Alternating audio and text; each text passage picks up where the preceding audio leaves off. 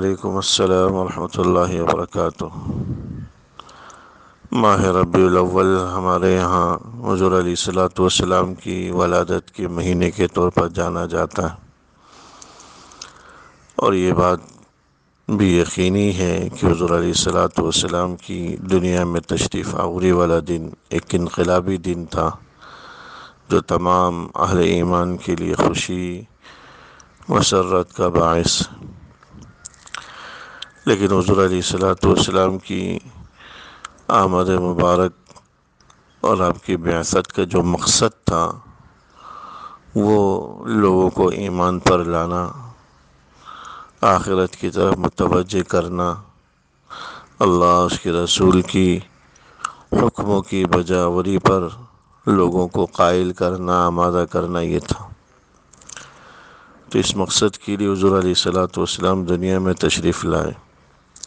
تو اصل خوشی اور راحت حضور علیہ الصلوۃ والسلام کو اسی وقت ہوگی جب لوگ ان باتوں پر عمل کریں گے، اللہ اس کے رسول کی تعلیمات پر، احکام پر، اور اس کے مطابق زندگی گزاریں گے۔ یہ ہے حضور علیہ الصلوۃ والسلام کے لیے راحت اور خوشی کا باعث بننے والا عمل۔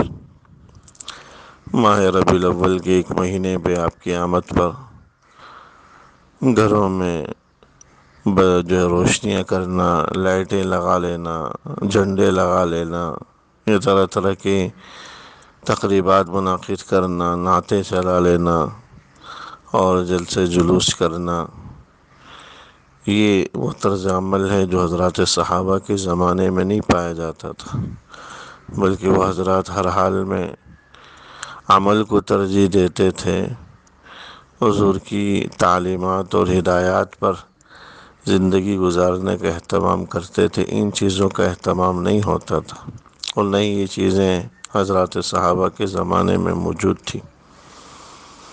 110 سال تک، 110 ہجری تک حضرات صحابہ کا زمانہ رہا، لیکن کسی صحابی سے اس قسم کا کوئی بھی عمل منقول نہیں۔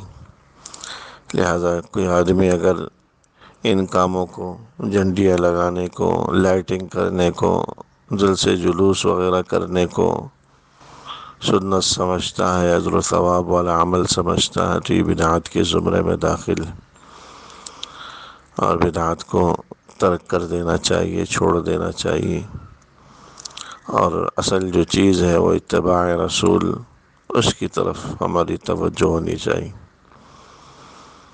جہاں ہم ان جلسے جلوسوں میں جو اخراجات کرتے ہیں، ان اخراجات کو کسی کی مدد معاونت میں صرف کریں، کسی دینی کام میں صرف کریں۔ لہذا یہ اعمال ربیع الاول کے مہینے میں کہ جشن منانا، لائٹیں لگا لینا، کھانے تقسیم کرنا، جلوس لگانا وغیرہ بدعات کے زمرے میں آتا ہے، اس کو ترک کر دینا چاہیے۔ تاہم اس چیز کی وجہ سے کسی کو مشرک یا کافر نہیں کہا جا سکتا، ایک بدعات پر مبنی عمل ہے جو ہے تو گناہ، جس کو ترک کرنا ضروری بھی ہے، تاہم اس کی وجہ سے کسی کو دائرہ اسلام سے خارج قرار دینا درست نہیں ہے۔ اللہ جل شانہ ہم سب کو صحیح ہدایت نصیب فرمائے۔ السلام علیکم ورحمۃ اللہ وبرکاتہ۔